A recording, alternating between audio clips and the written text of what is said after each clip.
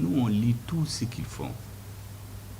C'est à la lecture de tout ça et de l'histoire de notre pays qu'on a cherché à connaître.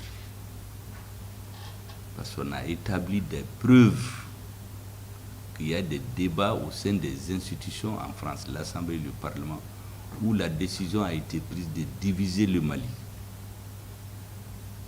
Moi, j'ai même fait un livre là-dessus, que j'ai intitulé « La faillite de l'État malien ».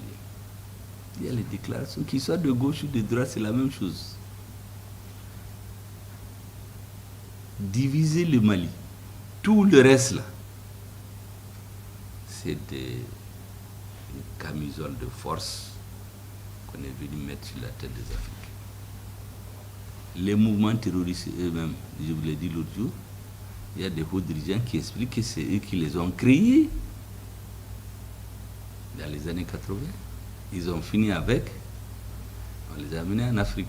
Chaque fois qu'on veut désorganiser un pays, on trouve un groupe ethnique, quelques leaders ambitieux, on leur dit, il faut chercher votre indépendance. Comme ça, tu vas être président, tu vas être ministre, tu vas être ceci. Et on les met en guerre et on soulève la guerre dans le pays.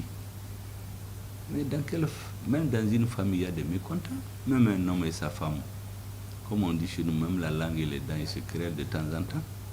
À plus forte raison dans une société. Mais on trouve toujours des intellectuels ambitieux pour créer la fronde. Mais quand vous regardez pour le peuple en général, il n'y a rien. C'est pour une élite. C'est comme ça qu'on organise les soulèvements. C'est comme ça qu'on a fait au Mali. La plupart de ce qu'on appelle les rebelles avant, on a étudié. Mais c'est des mouvements terroristes dont le chef est protégé par eux.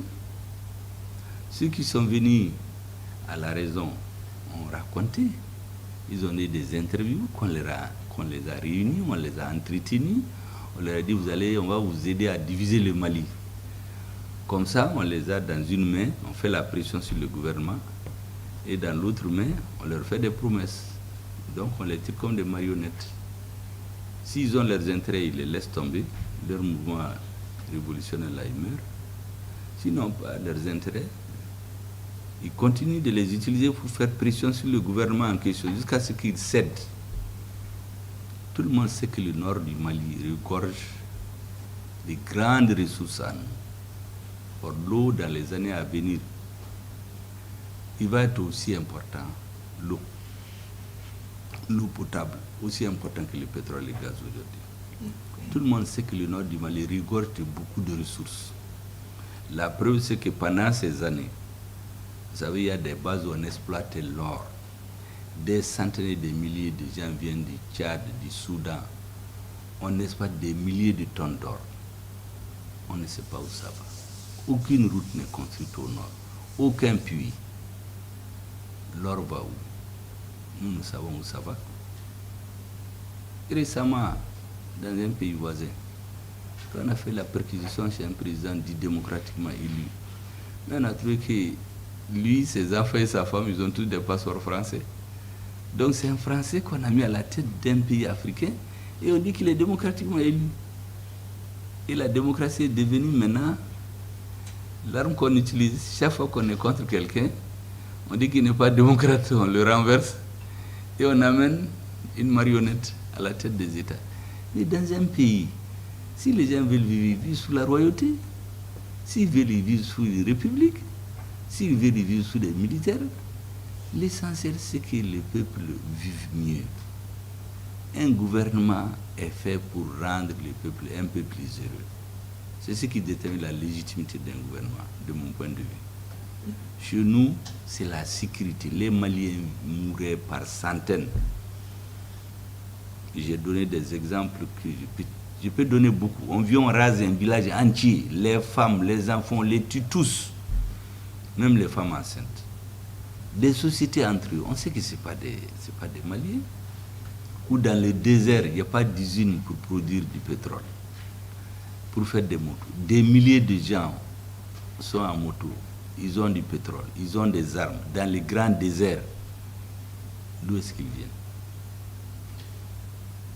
Mais nous savons, nous lisons l'histoire. Vous savez, pour la petite histoire, lorsque la force française qu'on appelle Serval s'est transformée en Barkhane en 2016 pour bien conscientiser leurs militaires. Le chef d'état-major de l'armée française est venu faire une revue des troupes. Et il a été sur la principale base de Barkhane au Tchad, à Faye-Largeau. Quand il a fait la revue des troupes, il leur a dit ceci.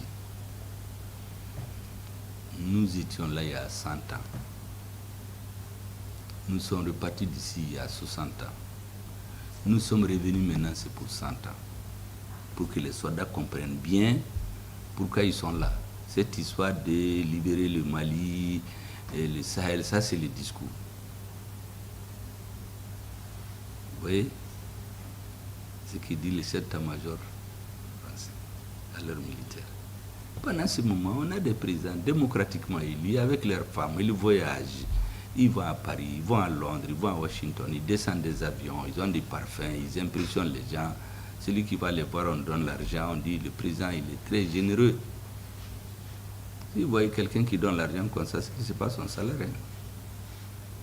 Le salaire de quelqu'un, il ne va pas le donner. Donc l'argent qui doit servir à rendre les pauvres plus heureux, on donne 10% à une petite élite qui corrompt tous ceux qui ont le verbe haut, qui peut parler, et l'aide de la population vit dans la misère. Bon, c'est ce que nous avons refusé, c'est tout. C'est tout ce que nous avons refusé. Et on a, petit à petit, on a démantelé, on a détricoté sous ce tricot malheureux qu'on a mis sur nos têtes. G5 Sahel, vous imaginez, c'est la Mauritanie, le Burkina, le Niger, le Tchad et le Mali. 5 pays. G5 Sahel a une réunion annuelle.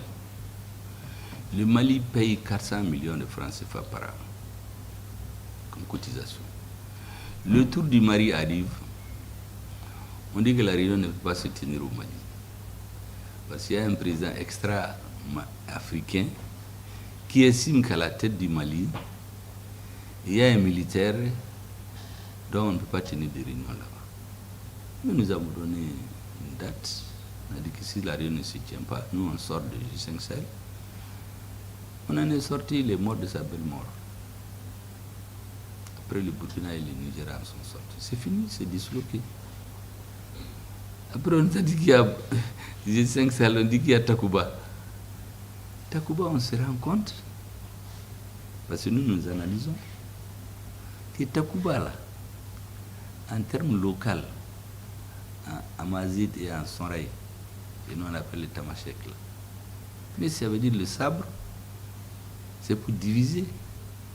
Et on s'est rendu compte qu'en réalité, on voulait transformer une partie du Mali en zone d'entraînement de toutes les forces spéciales des pays européens. Mais les premiers qui sont venus, on leur a dit, mais qui vous a dit de venir ici? Ils disent que c'est un pays européen qui pense que l'Afrique c'est pour lui.